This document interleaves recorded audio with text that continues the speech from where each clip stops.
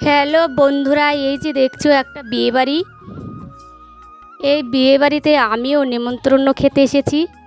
আমাদের পাশেই বাড়ি, কন্যাযাত্রীরাও চলে এসেছে, এদের টিফিন দেওয়া হচ্ছে। আমি ভাবলাম বিয়ে বাড়িতে যখন এসছি, নতুন বউয়ের সঙ্গে একটা ভিডিও করে নিই। আমাদের বন্ধুদের সঙ্গে শেয়ার করব বলে একটা ভিডিও করে নিলাম।